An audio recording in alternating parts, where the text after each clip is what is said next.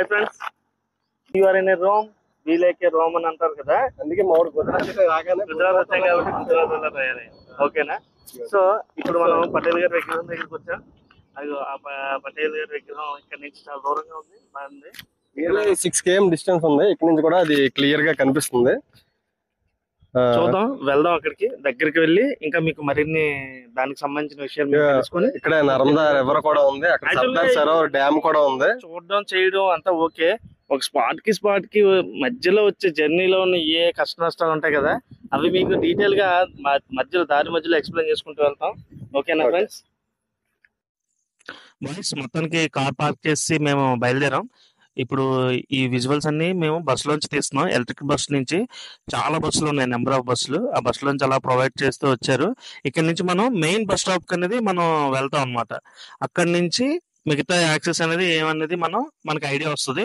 ప్రస్తుతానికి బస్ తీసుకెళ్తుంది, main bus stop వెళ్ళాలని చెప్పారు అక్కడ అడిగితే.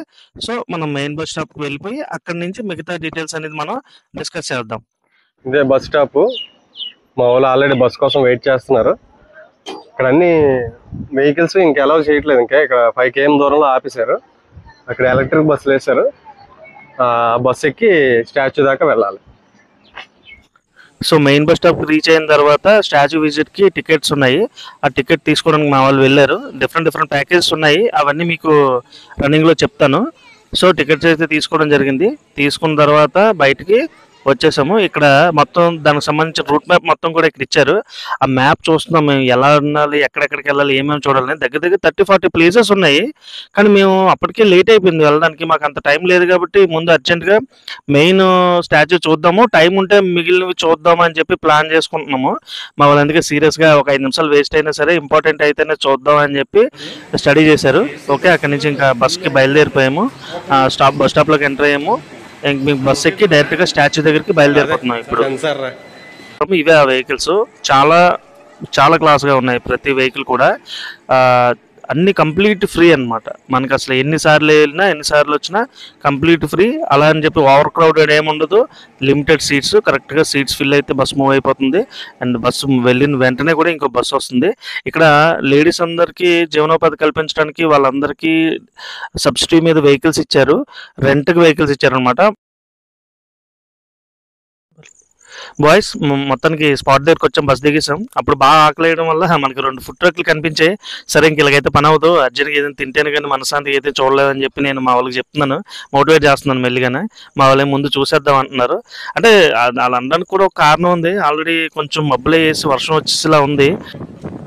చూసారు కదా, మేఘాలన్నీ బాగా క్రౌడెడ్ అయిపోయి మొత్తం. సో స్టాచ్యూ కూడా చాలా దూరంగా ఉంది చూడడానికి, అంటే నడవాల్సిన పార్ట్ కూడా ఎక్కువ ఉంది. సో ఇంకెందుకని లేట్ ఎందుకని చెప్పి మేము బయలుదేరాం. సో చెకింగ్ ఫార్మాలిటీ కంప్లీట్ చేసుకొని లోపలికి ఎంటర్ అయ్యాము. ఎంటర్ అవ్వగానే మంచి విజువల్తో ఎక్సలెంట్ గ్యాలరీ ఒకటి కనిపించింది. కాకపోతే వర్షం ఎక్కువ పడిపోవడం వల్ల దీన్ని మేము ఎంజాయ్ చేయలేకపోయాం. ఒక 10 minutes అక్కడే వెయిట్ చేయాల్సి వచ్చింది. చాలాసేపు వెయిట్ చేసిన తర్వాత వర్షం అయితే తగ్గింది. సో మేము స్టార్ట్ అయ్యాము, మెయిన్ ఎంట్రన్స్కి వచ్చాము. ఇక్కడ నుంచి మనం దగ్గర 1 kilometer వెళ్ళాలి. అప్పటికే టైడ్ ఉన్నా ఎలా వెళ్ళాలనుకున్న టైంలోనే ఇక్కడ చాలా ఫెసిలిటీస్ కల్పించారని అర్థమైంది.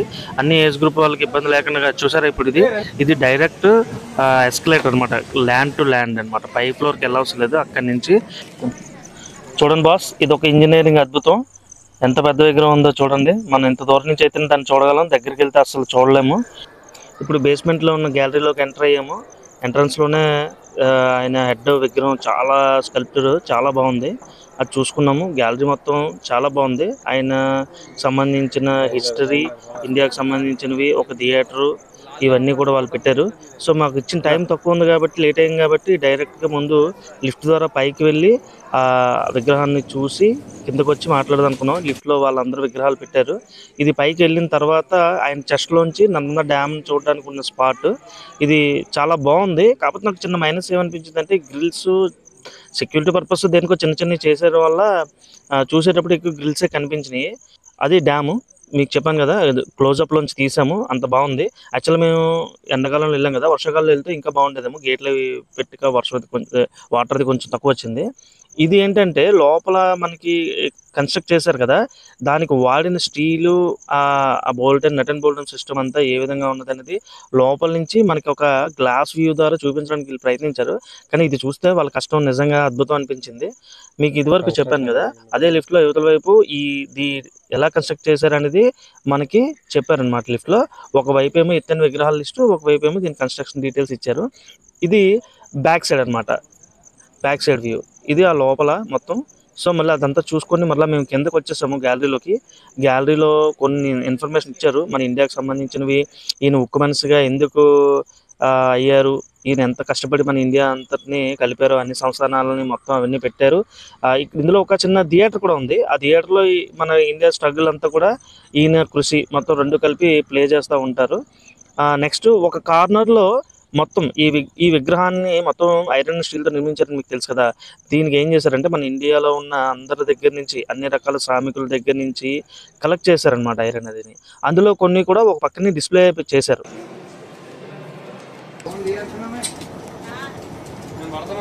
నువ్వు పడుతున్నావు మామూలుగానే కుమార్, ఇటు చూడొచ్చు కదా కుమార్, వీడియో అవుతున్నాను సేపు. నువ్వు నీ వ్యక్తిగో డిసీజు. ఆల్మోస్ట్ పైకి వచ్చాం. ఇంకొకే ఒక ఎస్కలేటర్ ఉంది, అది ఎక్కితే మనం పాదాల దగ్గరికి వెళ్ళిపోతాం. ఇక్కడ ఎస్కలేటర్ సిస్టమ్ బాగుంది, ప్రతి స్టెప్కి ఎవరో ఇబ్బంది పడకుండా పెట్టారు. చూడండి, మనం ఇక్కడ ప్రపంచంలోనే ఎత్తైన విగ్రహం యొక్క పాదాల దగ్గర ఉన్నాం. చాలా బాగుంది ఫీల్ మాత్రం. ఇక్కడ నుంచి వ్యూ అయితే ఇలా ఉంది, దగ్గరకు వచ్చాం కాబట్టి కాళ్ళు మాత్రమే చూడగలం మనం, విగ్రహం మనకు పూర్తిగా కనిపించదు ఇక్కడ నుంచి. నర్మదా డ్యామ్ అయితే మటుకు బాగా కనిపిస్తుంది. ఇక్కడ వర్షం పడి ఆగిపోయింది కదా, సో చూడడానికి ఈ క్లైమేట్లో ఇంకా బాగుంది. అదో చూడండి సర్దార్ సరోవర్ డ్యామ్ క్లోజప్లో. అక్కడికి వెళ్దాం మనం, ఖచ్చితంగా తీసుకెళ్ళి మీకు ఆ వీడియో కూడా చూపిస్తాను. ఈ క్లైమేట్లో మీకు ఈ వీడియో ఎవరు చేసి ఉంటారో దానికోసమని మీరు ఒక లైక్ కొట్టాలి ఖచ్చితంగా. మీరు కానీ ఇక్కడికి వస్తే ఖచ్చితంగా విగ్రహం దాకా కూడా వెళ్ళరు, ఇక్కడే అయిపోతారు. అంత బాగుంది ఫోటోలు తీసుకోవడానికి, అది చాలా బాగుంది. బాయ్స్ అందరూ మొత్తానికి ఇక్కడ రిలాక్స్ అవుతున్నాం. స్టాచ్యూ దగ్గర నుంచి రైట్ సైడ్ వ్యూ అనమాట, అది దూరంగా కనబడుతుంది కదా బ్రిడ్జ్, అక్కడి నుంచి వచ్చాం మనం. హీల్స్ మధ్యలో నుంచి వెళ్తాం. ఇప్పుడు చూద్దాం బ్యాక్ సైడ్ వ్యూ అది ఎలా ఉంటుందని. హీలే ఎంత హైట్ ఉందంటే స్టాచ్యూ మొత్తం హైట్ ఎంత ఉంటుందో ఒకసారి ఊహించుకోండి. మా అందరిలో హైటెడ్ ఇంచుమించు 6 feet ఉంటాడు ఆడు. కనీసం చెప్పు హీల్ అంత హైట్ కూడా రాలేదు, 8 feet. అది అట్లుంటది. చూడండి సర్దార్ గా పాదాలు ఎంత ఉన్నాయో. ఇక్కడ ఫోటో తీసుకుంటే వ్యూ అయితే ఇలా ఉంటది. పైన చూసాము, ఇంకా మళ్ళీ కిందకి బయలుదేరుతున్నాము టైం లేదని. సో కిందకి ఎందుకు వెళ్తున్నాం అంటే చెప్పాను కదా, ఇక్కడ చాలా స్పాట్స్ ఉన్నాయి, ఇది ఒకటే కాదని. అవి కూడా చూడాలి, ఏవైనా కవర్ అవుతాయి కదా అని బయలుదేరాం. ఇది ఒక వెహికల్ ప్రొవైడ్ చేశారు వాళ్ళు వెళ్ళడానికి. 3000 కోట్లు పెట్టి ఒక విగ్రహం తయారు చేశారంటే ఎందుకంత డబ్బులు వేస్ట్ అనుకున్నాం. కానీ ఇక్కడికి వచ్చి విగ్రహం చూసిన తర్వాత మా ఒపీనియన్ అయితే పూర్తిగా మారిపోయింది. ప్రతి స్టేట్లోనే ఇలాంటిది ఒక టూరిస్ట్ ప్లేస్ అయితే ఉండాలి. ఇక్కడ ఫ్రీగా వాటర్ పెట్టారు, బాటిల్ ఉంటే వాటర్ ఫ్రీ, బాటిల్ తెచ్చుకోండి, ఊపుకొని వచ్చేకండి. ఇలాంటి పెద్ద ప్లేస్కి వచ్చినప్పుడు బాగా వాటర్ అవసరం అవుతుంది. సో అలా మెల్లిగా మూవ్ అవుతున్నాము. చూడండి వ్యూ అది ఎంత బాగుందో. ఇక్కడ మళ్ళీ రిటర్న్ అయిపోయేటప్పుడు కూడా రన్నింగ్ లిఫ్ట్లు ఉన్నాయి, మనం ఎక్కడ కాళ్ళు కందకుండా వెళ్ళిపోవచ్చు, పెద్దగా నడాల్సిన అవసరం అయితే ఉండదు. ఇంకోటి ఇక్కడ ఇందాక లిఫ్ట్ల గురించి చెప్పడం మర్చిపోయాం. పైకి వెళ్ళాం కదా, లిఫ్ట్లు మనకి 1 hour మాత్రమే మనకి స్లాట్ ఇచ్చారు. ఆ 1 hourలో మనం పైకి వెళ్ళిపోవాలి. అంటే ముందు మీరు కానీ ఇక్కడ కానీ ప్లాన్ చేసుకున్నా ఉంటే ఫస్ట్ వచ్చిన వెంటనే లిఫ్ట్ ఎక్కి పైకి వెళ్ళిపోండి. గ్యాలరీలో నుంచి వ్యూ అంతా చూసిన తర్వాత మళ్ళీ కిందకు వచ్చి సర్దార్ మ్యూజియం అది ఎక్స్ప్లోర్ చేయొచ్చు. మనకు 1 hour మాత్రమే టైం స్లాట్ ఉంటుంది, అది మాత్రం గుర్తుపెట్టుకోండి. ఈవినింగ్ 7కి కరెక్ట్గా లేజర్ షో స్టార్ట్ అవుతుంది. దానికి టికెట్ అయితే ఏం అవసరం లేదు. ఈ లోపు టైం ఉంది కాబట్టి బయట ఏమైనా కొంచెం తినేసి కొంచెం సర్దార్ సరోవర్ డ్యామ్ అది ఎక్స్ప్లోర్ చేద్దాం అని వెళ్తున్నాం. చూడండి ఇక్కడ బయట ఒక గ్యాలరీ ఉంది. లోపల చూపించిన గ్యాలరీ కన్నా దీనికి కొంచెం సీటింగ్ కెపాసిటీ బాగా ఎక్కువ, అంటే ఎక్కువ మంది జనాలు కూర్చోవచ్చు అనమాట. ఇంకా 1 hour 1.5 hour టైం ఉంది కాబట్టి ఇంకా సీట్లు అవి ఫిల్ అవ్వలేదు. చూడండి మా వాడు మళ్ళీ మొదలెట్టాడు.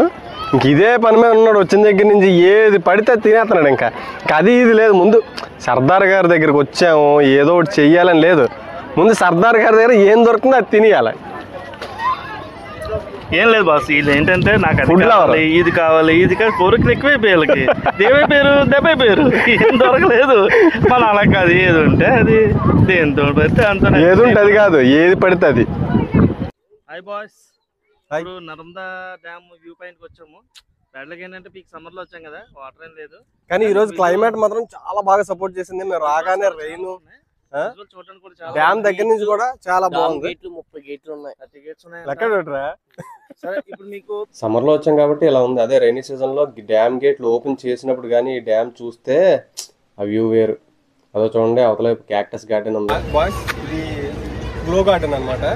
నైట్ ఇది 7 తర్వాత మొత్తం చీకటి పడిపోయిన తర్వాత ఇది గ్లో గార్డెన్. ఇక్కడ నుంచి స్టాచ్యూ వ్యూ కూడా చాలా బాగుంది కదా.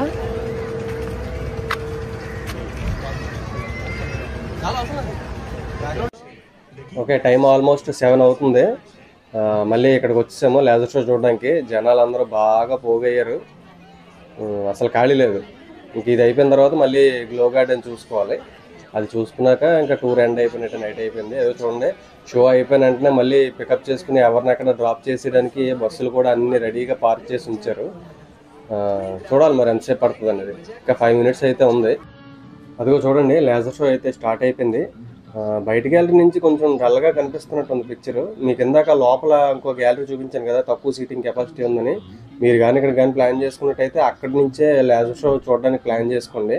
అక్కడి నుంచి అయితే మీకు బెస్ట్ వ్యూ ఉంటుంది. లేజర్ షో అయితే ఆల్మోస్ట్ ఎండింగ్కి వచ్చేసింది. అందరికన్నా ముందే కొంచెం గ్లో గార్డెన్ బయలుదేరిపోయాం. అబ్బా భలే ఉందిరా నైట్ వ్యూ, బాగుంది. చూడండి గైస్, ఇదే నైట్ వ్యూ గ్లో గార్డెన్ది. మీరు పిల్లలతో వచ్చినట్టయితే ఇక్కడ మంచి టైంపాస్ చేయొచ్చు. సో ఇది గైస్ మన స్టాచ్యూ ఆఫ్ యూనిటీ వ్లాగ్.